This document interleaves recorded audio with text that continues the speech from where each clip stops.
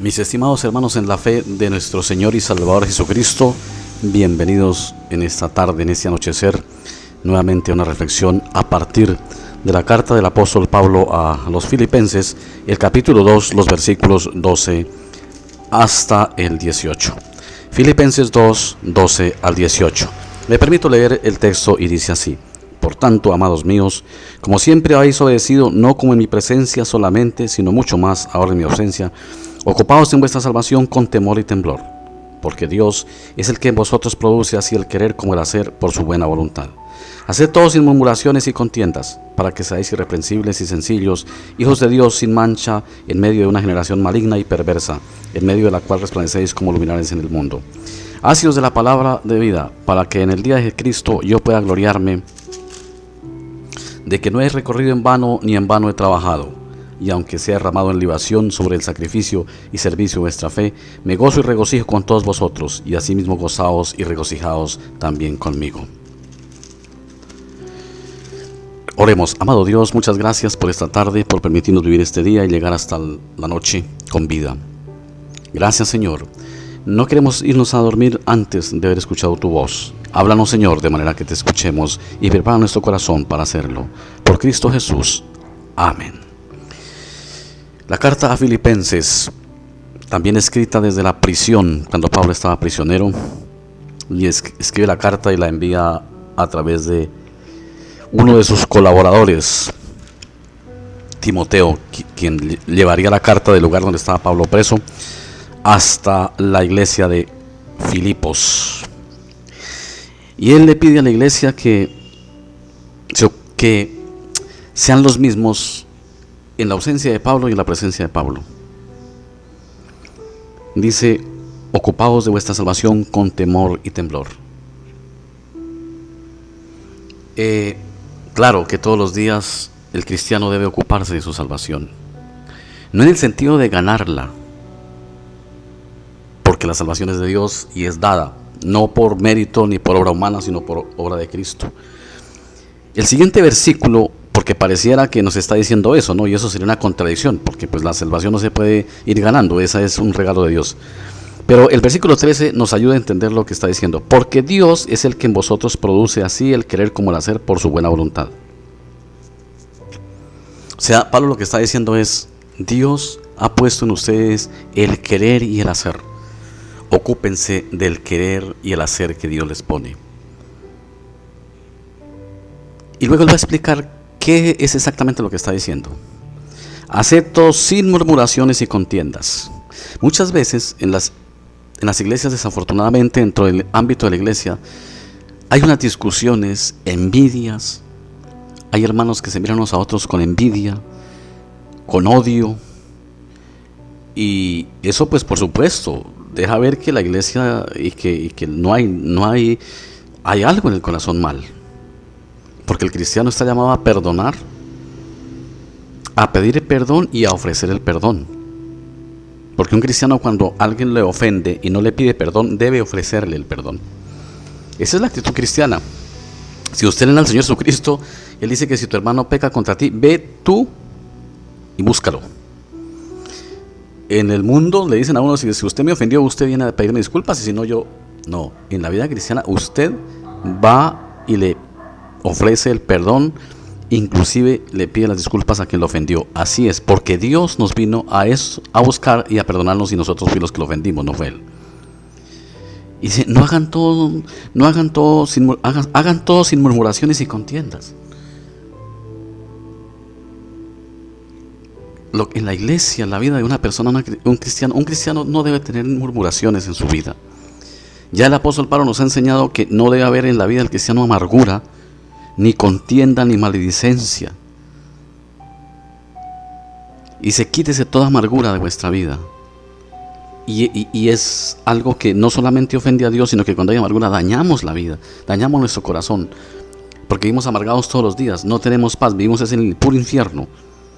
Y ya dijimos que la amargura no daña a la persona porque no está amargado, se daña a uno. El amargado se daña a sí mismo, pero la otra persona o las otras personas ni les va ni les viene.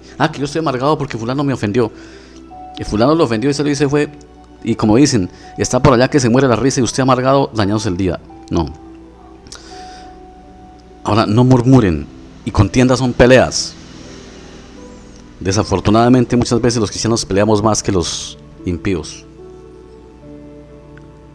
Dice, para que seáis irreprensibles y sencillos, hijos de Dios, sin mancha, en medio de una generación maligna y perversa, en medio de la cual resplandecéis como luminares en el mundo. Cuando el apóstol Pablo dice que debemos resplandecer como luminares, es que debemos dar luz a otros, ser ejemplo para otros. Y ya sabemos que las buenas obras y la vida moral se lleva como ejemplo para los demás. Y de eso es que el apóstol Pablo dice que nos ocupemos de hacer el bien. Ocupémonos de nuestra salvación con temor y temblor. Pablo más o menos dice, hagan de cuenta que la salvación es por las obras, aunque no lo sea. Aunque tengamos claro que no es por obras, pero hagamos de cuenta eso para que obremos bien. La ley siempre nos vive recordando que dependemos de la gracia de Dios. Y dice, asidos de la palabra de vida. ¿Cuál es la palabra de vida? Las Sagradas Escrituras. Hermanos, muchas veces en la iglesia las Escrituras ni las leemos, o solamente nos quedamos con el sermón que da el pastor, o ahorita con la cuarentena con el sermoncito que nos mandan, o la reflexión que nos mandan. Digo sermoncito en tiempo porque es importante, en tiempo corto por los audios, y no hacemos más. Hermanos, uno no puede ser un cristiano si no lee las Escrituras. No puede hablar que conoce a Dios si no las lee. Pero más que leerlas, no es leerlas por leerlas. Hay que escudriñarlas, pensarlas, reflexionarlas, y sobre todo que cambie nuestro corazón. Porque si yo leo y leo la Biblia y sigo igual, de nada me sirve. Hay muchos que leen la Biblia y son asesinos. La leen por leerla, otros la leen y son borrachos. Entonces no es aprenderse la Biblia de memoria y competir. Muchos dicen, yo he leído la Biblia 8 veces, pero su conducta sigue igual. Siguen siendo groseros, siguen siendo vulgares, siguen siendo adúlteros, fornicarios, siguen siendo amargados, siguen siendo de todo. Le hacen mal al prójimo y se hacen daño a sí mismo. ¿Y de qué le sirve saberse en la Biblia de memoria? No, la Biblia está hecha para cambiar la mente. Dice, transformaos en el espíritu de vuestra mente, le decía Pablo a los Efesios. Porque tenemos que cambiar es la mentalidad. Nosotros, los seres humanos, como pensamos, actuamos. Por eso el Evangelio lo que busca es cambiar nuestra mentalidad. Eso sí, lo que significa también arrepentimiento. Transformaos, dice, léanse muy bien, y les invito a que lean Romanos 12, 1 y 2. Léanselo bien, mediten ese pasaje. Ácidos de la palabra de vida, para que en el día de Cristo yo pueda gloriarme de que no he recorrido en vano, ni en vano he trabajado. Hermanos, la única manera de cambiar el mundo es cambiando nosotros. Y hay un principio de cambio. Nunca le pidas a una persona que cambie si tú no le demuestras un cambio en ti primero. Si tú no estás dispuesto a cambiar, no les pidas a una persona que cambie. Si usted, papá, usted, mamá, quiere que sus hijos cambien, primero es del ejemplo de cambio, porque no les puedes pedir que cambien cuando tú no cambies. Igual a cualquier persona en la iglesia, si uno quiere el cambio de otros, el primero que tiene que empezar a cambiar es uno. Es difícil porque nosotros estamos acostumbrados a verle los errores a los demás. Y a veces somos expertos en pedirle, usted tiene que cambiar. No, yo tengo que cambiar para que tú cambies. Esa es la realidad. El primero que tiene que cambiar soy yo. Y luego sí, que el otro cambie, porque el otro tiene que ver mi ejemplo. Y en eso erramos todos. Porque muchas veces nosotros queremos el cambio en los demás, pero nosotros no queremos cambiar. Y eso es un intento fracasado, si queremos ver. Por eso muchos padres dicen, mi hijo, ¿por qué es mentiroso? Mi hijo, ¿por qué es lleno de rabia? Pues fíjese usted cómo es. Porque su hijo ha seguido su ejemplo. Su hijo solo va a cambiar cuando vea que usted cambia. De lo contrario, no pierda su tiempo ni gaste las energías. Y usted solo cambia si está ácido de la palabra de Dios. De lo contrario, no puede cambiar, porque el poder que nos cambia es Dios. Y San Pablo se despide diciendo, y aunque sea derramado en libación sobre el sacrificio y servicio de vuestra fe, me gozo y regocijo con todos vosotros, así mismo gozados y regocijados también vosotros conmigo.